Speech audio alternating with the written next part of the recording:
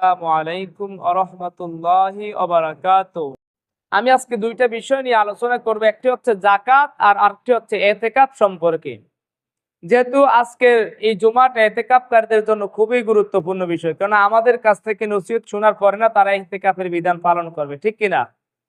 আর অপরদিকে আমাদের সমাজের মধ্যে অনেক মানুষ আছে সম্পদশীল, কিন্তু সম্পদের সঠিকভাবে যাকাত দিচ্ছে না। আর এই যাকাত না দেওয়ার কারণে আল্লাহর রহমতের বৃষ্টি বন্ধ হয়ে যাচ্ছে। এই যাকাত না দেওয়ার কারণে ফসলের মধ্যে পোকা ধরছে। এই যাকাত না দেওয়ার কারণে ফসল হয় ঠিকই, সার কীটনাশক দিতে কোনো কম দেয় না, খরচ করতে কোনো কম করে না, কিন্তু ফসলের এই অবস্থা। এখন বুঝতে হবে আমাদের জলে স্থলে যে সম্পদ নষ্ট হয়ে যাচ্ছে। রাসূল পাক সাল্লাল্লাহু আলাইহি ওয়াসাল্লাম ইরশাদ করেছেন, وجاء في الحديث الشريف قال عليه الصلاة والسلام ما تلف مال في البحر في البر والبحر إلا بحبس الزكاة। জলে এবং স্থলে যে সম্পত্তিগুলো নষ্ট হয়ে যাচ্ছে এগুলো একমাত্র যাকাত আটকে রাখার কারণে, যাকাত না দেওয়ার কারণে নষ্ট হচ্ছে। কোন নাউজুবিল্লাহ। তার মানে যাকাতটা সঠিকভাবে দিয়ে দিতে হবে। আর যাকাতের ব্যাপারে আল্লাহ পাক রব্বুল আলামিন আল্লাহ সুবহানাহু ওয়া তাআলা তার পেয়ারা হাবিব রাসূল আরবি সাল্লাল্লাহু আলাইহি ওয়াসাল্লামকে সুন্দর একটি পরামর্শ দিয়েছেন, সুন্দর আয়াতে কারিমা নাযিল করেছেন আল্লাহ রাব্বুল আলামিন। আল্লাহ পাক রব্বুল আলামিন বলেন, বিসমিল্লাহির রহমানির রহিম, খুয মিন আমওয়ালিহিম সাদাকাতান তুতাহিরুহুম ওয়া তুযাক্কিহিম বিহা ওয়া সাল্লি আলাইহিম ইন্না সলাতাকা সাকানুল লাহুম আল্লাহু সামিউন আলিম।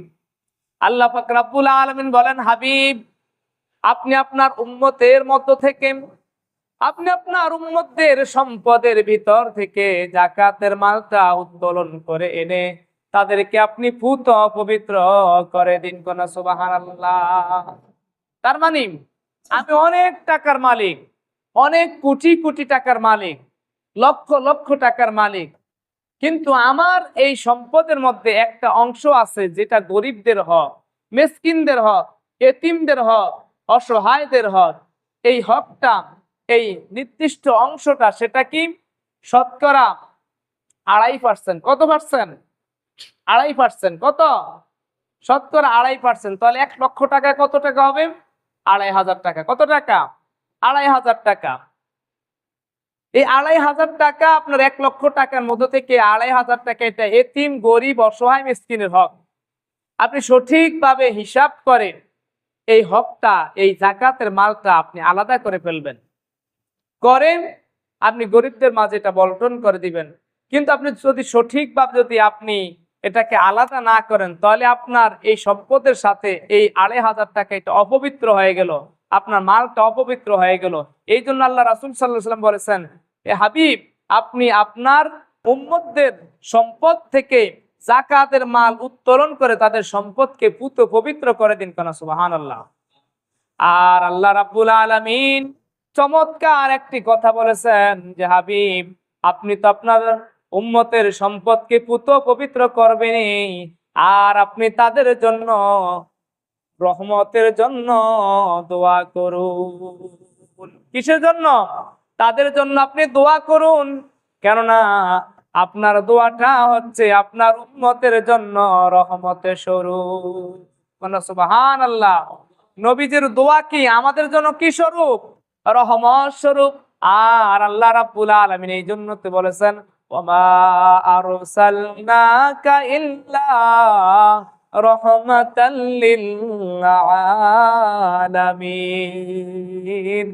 হাবিব আমি আপনাকে সমগ্র পৃথিবীর জন্য, সমস্ত আলমের জন্য, সমস্ত জগতের জন্য রহমাতুল লিল আলামিন তথা রহমত স্বরূপ আমি প্রেরণ করেছি।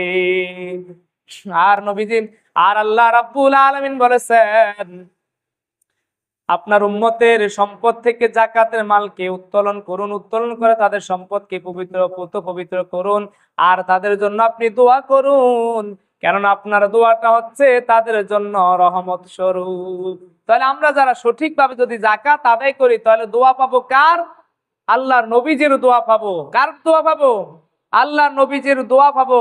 নবীজি সাল্লাল্লাহু আলাইহি ওয়াসাল্লাম রওজা মুবারক থেকে আমাদের জন্য দোয়া করবেন, আর নবীজির এই দোয়াটা আল্লাহ রাব্বুল আলামিন আমাদের জন্য রহমত হিসেবে কবুল করবেন। কোন সুবহানাল্লাহ।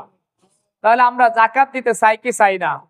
সম্মানিত প্রিয় হাজিরিন, আবার আল্লাহ রাব্বুল আলামিন পবিত্র কোরআনে কঠিন ভাবে হুঁশিয়ারি দিয়েছেন, যারা যাকাত আদায় না করবে, ইন্নাল্লাযীনা ইয়াকনিজুনা আয-যাহাবা ওয়াল ফিদ্দাতা ইউনফিকুনাহা ফি সাবিলিল্লাহি ফাবাশশিরহুম বিআযাবিন আলীম। নিশ্চয় যারা স্বর্ণ রূপ্য জমা করে রাখবে, গচ্ছিত করে রাখবে, যাকাত দিবে না, হে রাসূল সাল্লাল্লাহু আলাইহি ওয়াসাল্লাম আপনি তাদেরকে যন্ত্রণাদায়ক শাস্তির সুসংবাদ দিন। যন্ত্রণাদায়ক শাস্তির সুসংবাদ। শাস্তিটা কি সুসংবাদ না দুঃসংবাদ? এখন সুসংবাদ কি জন্য বলেছেন? তাদেরকে লাঞ্ছনা দেওয়ার জন্য আল্লাহ রাব্বুল আলামিন এখানে তাদের এই শাস্তিকে সুসংবাদ হিসেবে তুলে ধরেছেন, অর্থাৎ এটা তাদের জন্য সুসংবাদ, কিন্তু ঈমানদারদের জন্য এটা সুসংবাদ না। সম্মানিত প্রিয় হাজিরিন, এটা তাদের জন্য দুঃসংবাদে, কিন্তু আল্লাহ তাদেরকে লাঞ্ছনা দেওয়ার জন্য বলেছেন। ইয়াউমা ইউহমা আলাইহা ফি নারি জাহান্নামা ফাতুকওয়া বিহা জিবাহুহুম ওয়া জুনুবুহুম ওয়া যুহুরুহুম হাদা মা কানাসতুম লিআনফুসিকুম ফাতুকু মা কুনতুম তাকনিজুন। জাহান্নামের আগুনে তাদের স্বর্ণ রূপ্যগুলোকে উত্তপ্ত করা হবে। কি করা হবে? এই স্বর্ণ রূপ্য যাকাত আদায় করার জন্য 52 তোলা রূপ্য আর 7.5 তোলা স্বর্ণ। 7.5 তোলা মানে 7.5 ভরি। কিন্তু এখন বর্তমান বাজারে 1 ভরি স্বর্ণের দামে তো অনেক টাকা, 1 লক্ষ টাকার উপর, আমার সঠিক জানা নাই। তো কিন্তু রূপ্যর কথাও তুলে ধরেছেন, যেহেতু এখন 52.5 তোলা সম্পন্ন স্বর্ণ তো এভেলেবেল মানুষের কাছে নাই, তাহলে কি করতে হবে? যেহেতু রূপ্যর কথা উল্লেখ রয়েছে, 52.5 তোলা রূপ্যার দাম কিন্তু বেশি না বাজার অনুপাতে। তো 52.5 তোলা রূপ্যার দাম হিসাব করেন যাকাত দিতে হবে। কথা বুঝেছেন? যেমন আপনি সংসার কার্য পরিচালনা করেন, চাকরি করেন, ব্যবসা বাণিজ্য করেন, আপনার মাস শেষে একটা অ্যামাউন্ট ব্যাংকের মধ্যে জমা হয়। মাস শেষে একটা অ্যাকাউন্ট কি ব্যাংকের মধ্যে জমা হচ্ছে, হয় 5 লক্ষ টাকা আছে, নয় 10 লক্ষ টাকা আছে, নয় 1 কোটি টাকা আছে। এই টাকাটা হিসাব করে শতকরা 2.5% কি যাকাত দিয়ে দিতে হবে, আর বাকি টাকা আপনার ব্যাংকে থাকবে। কিন্তু একটা কথা খেয়াল রাখতে হবে, অবৈধ সম্পদের কোনো যাকাত নাই, কোনো সদকা নাই। কেউ যদি মনে করেন যে আমার তো এই টাকাটা সুদ আইছে, তাহলে সেই ব্যক্তি আমি এই টাকাটা দিয়ে যাকাত দিয়ে দিই, গরিবদেরকে দিয়ে দেই, হ্যাঁ সোয়াব হোক না হোক, তাহলে সে ব্যক্তি আল্লাহর সাথে, আল্লাহ রাসূলের সাথে প্রতারণা করলো, সে তার স্থানকে জাহান্নামে বানিয়ে নিল। কোন নাউযুবিল্লাহ। সুদ এটা হারাম। আপনি ব্যাংকের মধ্যে টাকা রাখবেন, আপনি সেভিং অ্যাকাউন্ট আছে, আপনার টাকা বাড়বেও না কমবেও না। আবার আরেকটা টাকা আছে, আবার অন্য পদ্ধতিতে আছে যে আপনার টাকা বাড়বে না কমবে না, কিন্তু আপনার বছর শেষে একটা সাস ব্যাংকের খরচ যেটা সেটা কেটে নিবে। এটা হচ্ছে আপনার জন্য সঠিক পদ্ধতি। অর্থাৎ আপনার এই টাকাটা বাড়িতে যদি আপনি রাখতে যান, তাহলে চোর ডাকাতের ভয় আছে, এই জন্য আপনি টাকাটাকে নিরাপদে রাখার জন্য আপনি ব্যাংকের মধ্যে রাখলেন, ঠিক না? এই কিন্তু আপনি যদি চিন্তা করেন আমি 5 লক্ষ টাকা আছে, যেহেতু আমি ব্যাংকের মধ্যে রাখি, ব্যাংকের মধ্যে রাখলে লাখপতি তো আমার যদি এই 2000 টাকা মাসে লাখে আসে, তাহলে আমি বছরের মাসে তো আমি 5 লক্ষ টাকা 10,000 টাকা ইন্টারেস্ট পাবো। তাহলে বাস এই টাকা দিয়ে তো আমি আমার ওষুধ পত্র খরচপাতি সংসার কাজে সবকিছু করতে পারবো। আচ্ছা, এখন এটা কি তার জন্য হালাল হবে না হারাম হবে? হারাম হবে। কিন্তু সে টাকাটা রাখবে কি জন্য? তার সম্পদের নিরাপত্তার জন্য, যেহেতু টাকাটা চোর ডাকাতের ভয় আছে এই জন্য। কিন্তু সে যদি মনে করে যে আমি এই টাকা দিয়ে আমি কি লাভ খাইবো, সুদ খাইবো, তাহলে এটা তার জন্য হারাম হবে। কি হবে? হারাম হবে। এখন ব্যাংকের কর্মকর্তারা বিভিন্ন ভাবে মানুষদেরকে পলিসি দেখায় যে আপনার টাকা দিয়ে আমরা ব্যবসা করবো, এই করবো, বিভিন্ন রকমের পলিসি দেখায়, কিন্তু না, এটা তারপরে এটা সন্দেহযুক্ত। কি যুক্ত? সন্দেহযুক্ত। আপনি বলবেন যে আমার টাকা আমি রাখবো, নিরাপত্তার জন্য রাখবো। সম্মানিত ফেয়ার হাজির, আপনার অথবা আপনার টাকা আছে, আপনার ব্যবসা বাণিজ্য করতে দরকার, আপনি একটা ব্যবসা করেন, আপনি 5টা গরু কেনেন, আপনি 10টা ছাগল কেনেন, আপনার বছর শেষে এগুলো থেকে আপনার আয় আসবে। এটা তো আপনার হারাম, এটা তো আপনার হালাল। আপনার টাকার আপনি এখানে খাটাইতেছেন। কথা বুঝেছেন? তো সম্মানিত প্রিয় হাজিরিন, হালাল টাকা থেকে আমাদের কি দিতে হবে? যাকাত দিতে হবে। যদি যাকাত আমরা না দেই, এই যাকাতের স্বর্ণরূপ, এই যাকাতের সম্পদ কাল কিয়ামতের ময়দানে জাহান্নামের আগুনে উত্তপ্ত করা হবে। উত্তপ্ত করে গালে, আমার কপালে, পিঠে, জুনুবুহুম ওয়া যুহুরুহুম হাযা কানাসতুম লিআনফুসিকুম, আমার কপালে, পার্শ্বদেশে, পিঠে দাগ দেওয়া হবে, আর বলা হবে এটাই তোমার সম্পদ, এটাই তোমার যাকাতের সম্পদ, যা তুমি দিতে না, গচ্ছিত করে রাখতে। সুতরাং যত ধরনের বিপদ আপদ, বালা মুসিবত, সম্পদ নষ্ট হয়, অনেক সময় ইঁদুরে ফসল নষ্ট করে ফেলে, বিভিন্ন পোকামাকড় ফসল নষ্ট করে, মানুষ অনেক টাকা, লক্ষ লক্ষ টাকা অপচয় হয়, বালা মুসিবত আসে, এগুলো দান না করার কারণে। যদি আমরা সঠিকভাবে যদি যাকাতটা যদি আদায় করে নেই, তাহলে আমাদের সমাজের মানুষের মধ্যে কি থাকবে না? গরিব থাকবে না। অনেক মানুষ যাকাত দেয় ঠিকই, কিন্তু সঠিকভাবে দেয় না। লোক দেখানোর উদ্দেশ্যে মানুষদেরকে সিরিয়ালে দাঁড় করায়া যাকাতের কাপড় দেয়, যাকাতের কাপড় দেয়। দেখা গেছে একজন মানুষ অনেক দূর দূরান্ত থেকে যাকাতের মাল, এই কাপড় নেওয়ার জন্য আছে, কিন্তু কাপড়টার দাম 200 টাকাও নাই। এরকম আছে কিনা? নাই। কিন্তু না, আপনি যাকাতের মালটাকে আলাদা করেন। আপনি দেখছেন আপনার সমাজের মধ্যে একজন মানুষ, তার একটা গাড়ি নাই, হ্যাঁ, তার একটা গাড়ি ছিল, চুরি করে নিয়ে গেছে, তার এখন সম্বল নাই। আপনি তাকে একটা গাড়ি কিনে দেন। একজন মেয়ের বিবাহ হচ্ছে না টাকা পয়সার অভাবে, তার মেয়েটার বিবাহের ব্যবস্থা করে দেন। একজন মানুষের ঘর নাই, তার ঘরের ব্যবস্থা করে দেন।